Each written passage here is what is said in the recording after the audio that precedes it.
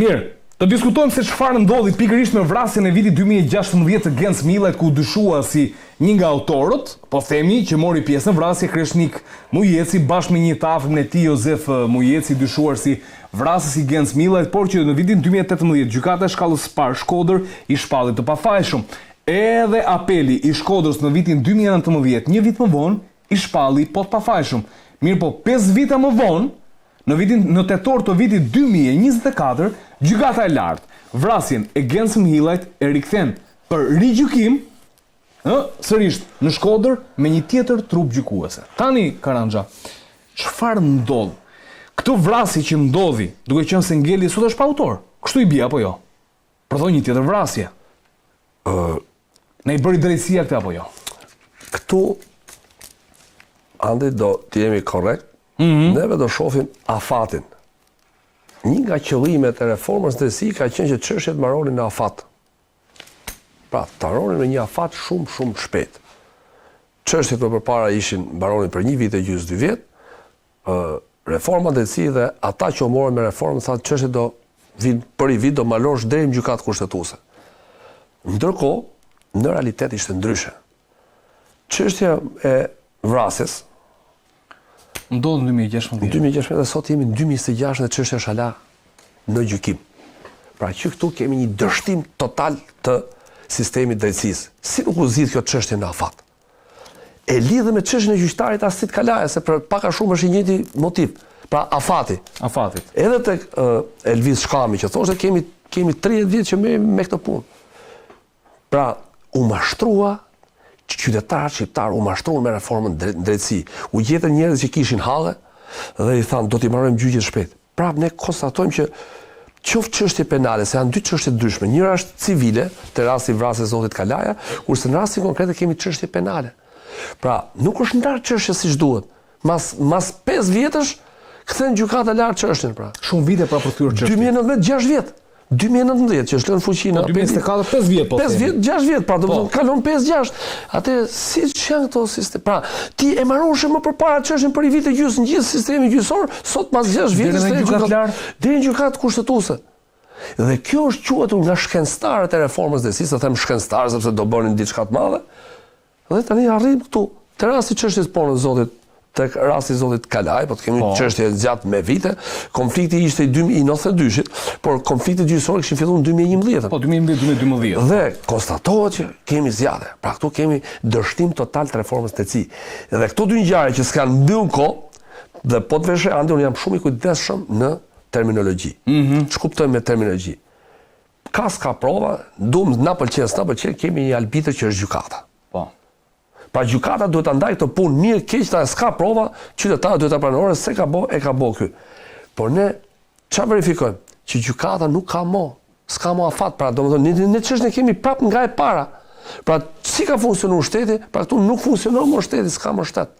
Pra kur kemi shkatrim në shtetin e së drejtës, pra qytetarët shqiptarë nuk kanë më sistem gjyqësor, s'kan s'kan si që thonë, s'kan ku me zgjedh hallin, se ti shkon në gjykat. Kanë funksionuar shtetin kod zogut shumë mirë, perfekt. Ka funksionuar madje shteti ka qenë dhe tek kur kanë qenë gjykatat partizane, që kanë qenë atëherë, mirë keq merrshin një vendim, mblidhej gjyqi, mbaroshe punë. Pra dënohesh personi. Ka pas në kod komunistit, ka pas tani deri në 2006 tash ka hika. Pra kemi një shkatrim total shtetit drejtës. 10 vjet një vrasje pa autor. Po pra kthehet në pra se ti ke të dyshuar aty, nuk është se nuk i ke thuar që nuk është zbardhur, nuk e dim ku mund të jetë, si ka funksionuar mekanizmi. Rikthimi për gjykim tregon që ne kemi proces gjyqësor akoma aty ande. Dhe do pushohet çështja për njërin që është i dyshuar se ka vdekur. Por tash si u zgjati çështja kaq shumë? Kjo është pyetja. E shikon se si ka arritur këta njerëz që lanë shqiptarët pa drejtësi, këta njerëz që mashtruan, nuk ka dikush përgjegjësi për këtë punë. Por kjo çështje fshihet poshtërsisht. Në raportet gjithmonë të fundviteve del është luftuar korrupsioni, por nuk merret kush me hallet e shqiptarëve. Pra qëllimi është këtu vetëm marrimi i punëve, pra ti shërbejmë ndërkombëtarëve. Këtu shqiptarët dhe politika shqiptare i shërben ndërkombëtarëve, jo halleve të vërtetat popullit shqiptar që është pa gjykata. Do një zgjidhje konkrete kjo. Pra këtyne njerëzve, këtyne pasojave që po vinë, dhe janë pasoja të rënda. Pra shkatrimi i shtetit drejtës.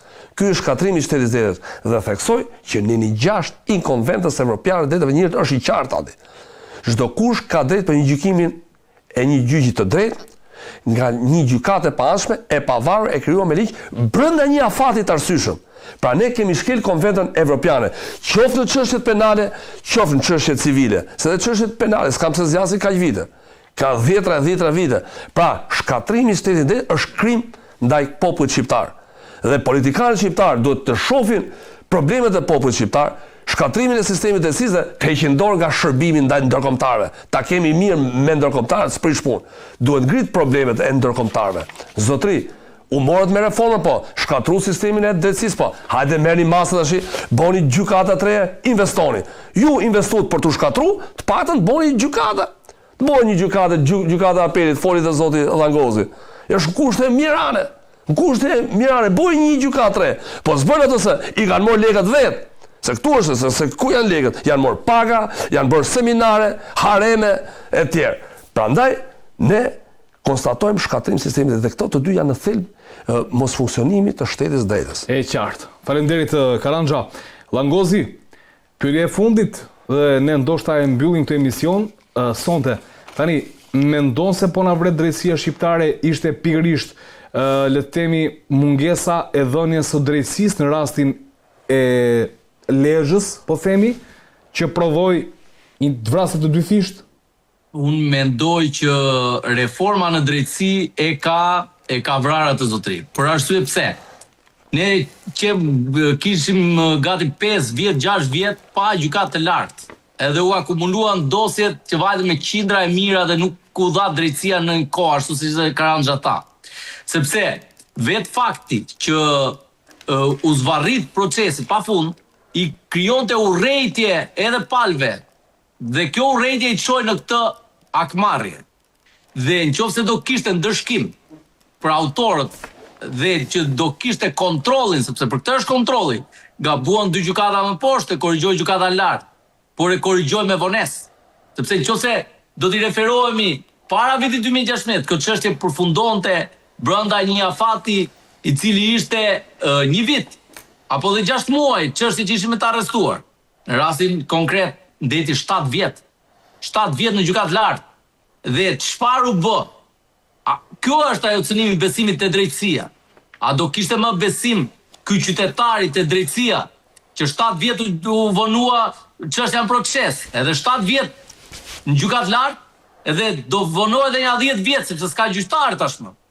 Që dalin një çështje në Shkodër, ose duhet të kesh mik të fortë, ose duhet të kesh para, ose duhet të kesh dhe autoritet. Sepse njërë 5 vjet del çështja, pra duhet të regjistrohesh dhe pas 5 vitesh gjykohesh. Dhe ajo i solli njerëzve, kjo zvarritje i solli dhe akmarrje. Sepse njerëzit kur nuk marrin drejtësi, do bëjnë drejtësi.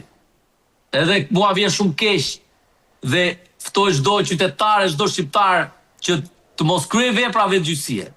Por ka vepra të cilat të cënojnë atje ku njeriu nuk mban.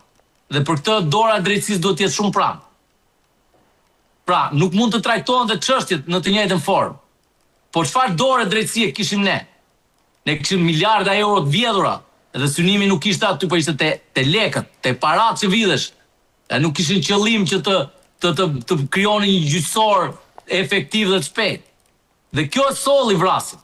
Pra, nëse ne do bëjmë analizë, nëse do ishte kthyer çështja nga gjykata lart 6 muajt e para, edhe do ishte gjykuar, a do ishte në burg ky zotëria sot? Patjetër. A do ishte vendos për zotrin tjetër që ishte në botën e përtejme? Patjetër. Çfarë do bënte personi? Pra, gjysma e së keqes te shpirti i tij kishte ikur, pra nuk do e kishte atë të keq. Dhe solli këtë pasojë. Problemi që ndron që kush i mban këtë përgjegjësi. Sepse atë personi që kryo vrasjen sot e quajnë kriminal. Po, drejtësi që vret dhe prodhon vrasës të rinj. Dakor? E quajnë kriminal. Po pse duhet quhet kriminal ai kur shteti është vrasës i vërtet? Shteti. Dhe nuk është drejtësia, sepse drejtësia në atë kohë kontrollohesh, shkojnë gjykatë lart, gjykatë kushtetuese, tani nuk shkon dot.